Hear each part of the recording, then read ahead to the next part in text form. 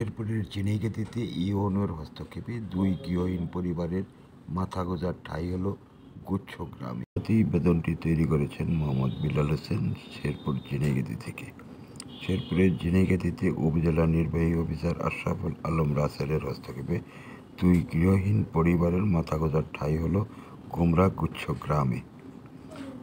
1 জুলাই মঙ্গলবার বিকালে উপজেলার নলকোড়া ইউনিয়নের গুমরা গুচ্ছ গ্রামে গিয়ে উপজেলা নির্বাহী কর্মকর্তা আশরাফুল আলম রাসেল গৃহহীন মোমেনা বেগম ও শেফালী বেগমকে দুই খালি ঘরে ওই দুই পরিবারকে উঠিয়ে দিয়েছেন। গৃহহীন বিধবা নারী মোমেনা বেগম নিয়ে বিভিন্ন পত্রপত্রিকায় সংবাদ প্রকাশিত হলে উপজেলা নির্বাহী কর্মকর্তা আশরাফুল আলম রাসেলের দৃষ্টিগোচর হয়। পরে মঙ্গলবার বিকেলে ঝিনাইগাতী উপজেলার নির্বাহী কর্মকর্তা আশরাফুল আলম রাসেল গুমরা গুচ্ছ গ্রামে ওই দুই গৃহহীন পরিবারকে মাথা গোঁজার ঠাঁই করে দিয়েছেন। ওই দুই গৃহহীন পরিবার মাথা গোঁজার ঠাঁই হওয়ায় খুশিতে তারা আত্মহারা। প্রশাসনের প্রতি কৃতজ্ঞতা প্রকাশের পাশাপাশি ইউএনও আশরাফুল আলম রাসেলকে দুহাত তুলে দোয়া করেছেন। ওই দুই গৃহহীন পরিবারের মাঝে ঘর হস্তান্তরের সময় ভূমি অফিসের অন্যান্য কর্মকর্তা ও সাংবাদিকগণ উপস্থিত ছিলেন। বিস্তারিত ভিডিও তথ্যচিত্র। সবাই ভালো। যে দিছিলাম যে মাঝখানে প্যাকেট দিছিলাম পাইছিল। সবাই ভালো। এই ঘরে দিয়েছে। ঘরের পরিবেশ কেমন দেখি তো দেখেন। এই ঘরে দিয়েছে। ঘরের পরিবেশ কেমন দেখি তো দেখেন।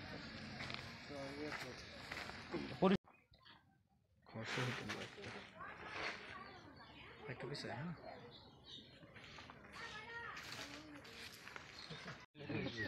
অসুবিধা না। ঘরে সমস্যা হলে আচ্ছা আচ্ছা আপনি কি করেন এমনিতে কোনো ভাতা টাতা পান? না কিছুই পাই না। দেখুন আবেদন করেন যখন যে সুযোগ সুবিধা আছে সরকার থেকে খোঁজ খবর রাখতে হবে, আবেদন করবেন আমরা ব্যবস্থা করে দেবো। আর এই যে তালাটা খুলে আজকে থেকে থাকতে পারবেন, খুলে দেবো বলবেন।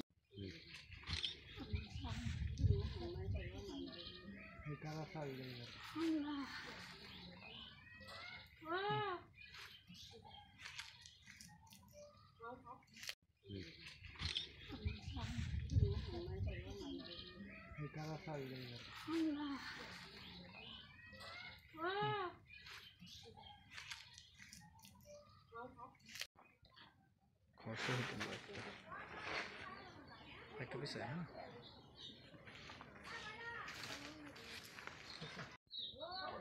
যে দিছিলাম যে মাঝখানে প্যাকেট দিছিলাম পাইছিল। আপনার কি টুকি টুকি আছে না?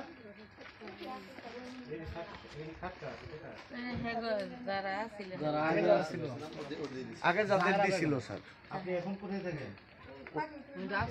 স্যার ওই যে এই ঘরে থাকে আঙ্গুরি বেগমের ঘরে। আচ্ছা এই ঘরে দিয়েছে। ঘরের পরিবেশ কেমন দেখি তো দেখেন। সবাই ভালো। এই ঘরে দিয়েছে। ঘরের পরিবেশ কেমন দেখি তো দেখেন।